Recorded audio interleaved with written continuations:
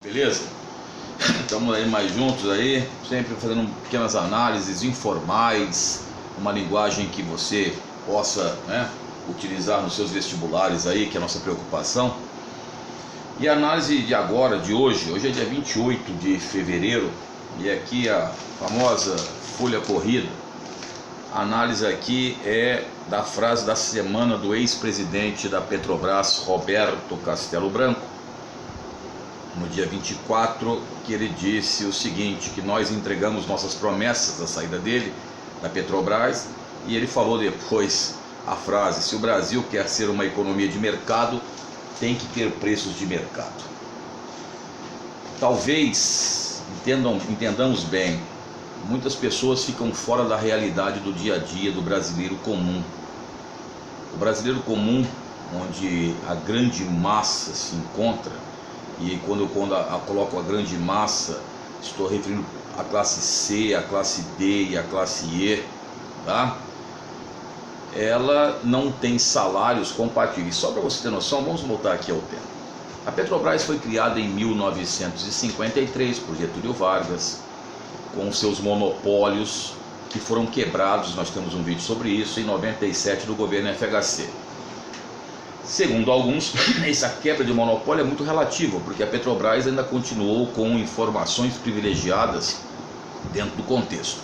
Existem aqueles que são favoráveis à privatização da Petrobras, que era o caso do senhor Roberto Campos, que tinha até uma coluna na Folha de São Paulo, que era chamada de Lanterna na Popa, ele chamava a Petrobras de Petrossauro. E outros dizem que não, que a Petrobras, assim como as grandes mineradoras, no caso, siderúrgicas, deveriam pertencer ao Estado que controlaria tudo isso. Não vamos entrar no mérito dessa questão, não é isso. Mas a Petrobras já foi uma das maiores empresas do mundo, né? Quando o presidente Lula estava no poder, ele foi aos Estados Unidos, e é só pegar os jornais da época, e disse que a Petrobras atingiria aquele PIB de $1 trilhão. E realmente a Petrobras ela vinha ultrapassando todas as empresas de petróleo, tornou-se a maior empresa de petróleo da América Latina. O Brasil hoje, para quem não sabe, em 2020 nós superamos o Irã na produção de petróleo. Nós somos o 9º produtor de petróleo mundial, com mais ou menos 2.600.000 barris por dia. Uma das críticas que muita gente faz é que a Petrobras ela está começando novamente, ela está tirando ali o prejuízo e com preços exorbitantes e proibitivos do combustível que movimenta o Brasil. Primeiro, o óleo diesel, que bate bem acima hoje da casa dos R$4. E você sabe que o óleo diesel movimenta o país. Depois, nós temos a gasolina. Gasolina aqui em São Paulo já está superando a casa de R$5 o litro. No Mato Grosso do Sul, esse dia atrás um aluno nosso nos mandou um vídeo, estava R$ 5,37 e a gasolina premium, ou pódio, não me lembro mais, a R$ 7,16. Então, para encher um tanque realmente é praticamente meio salário mínimo, dependendo do tanque do automóvel. E o salário mínimo foi um salário criado por Vargas também para a subsistência de um casal com 2 filhos pelo menos, seria isso. E com isso, logicamente, você gera uma cadeia inflacionária. A Petrobras, segundo alguns estudiosos aí, você vai pesquisar, ela faz uma prospecção caríssima. A nossa prospecção muito cara de petróleo, né?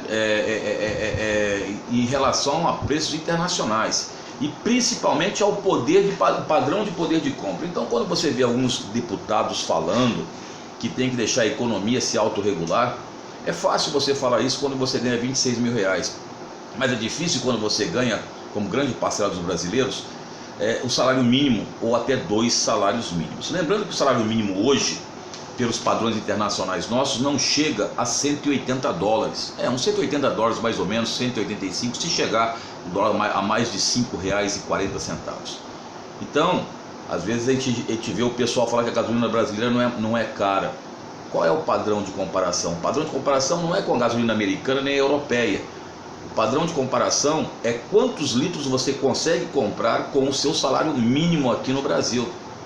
Vamos dar um exemplo? Se você com o salário mínimo aqui no Brasil, você consegue comprar hoje, não consegue comprar 200 litros de gasolina. Olha bem a situação, 200 litros de gasolina.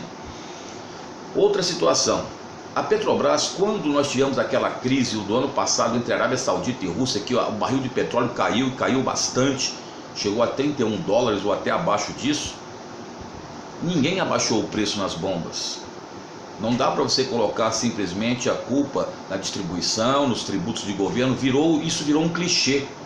É aquilo que eu falo aos meus alunos, como que um automóvel, por exemplo, brasileiro, que é aquele Gol brasileiro, vai para a Argentina e o motor que os argentinos querem não é nem esse motor que nós usamos, que eles acham altamente obsoleto, tá? Então ele vai e sai mais barato da Argentina do que aqui. Existe também uma ambição muito grande das empresas em ganhar em cima disso. Isso é importante ver. E quando foi a 31 dólares, não abaixou o preço na bomba, tá? E hoje, depois que está 50 e pouco, 52, 53 dólares o barril, mais 50 dólares o barril, 52 dólares, o preço sobe. Quer dizer, quando cai no mercado internacional, então não cai aqui, e quando sobe, você sobe. Desculpa, assim é administrar qualquer empresa, assim até eu administro. Eu sempre questiono muito quando as pessoas dizem que administradores públicos são bons administradores. Por quê? E não é questão de privatização ou não, porque eles seguem uma norma, eles têm que seguir aquela norma. Se não seguir aquela norma, fica difícil. Então a pessoa chega, às vezes é candidato a um cargo eletivo na cidade e diz: eu fui administrador do quê? De uma autarquia.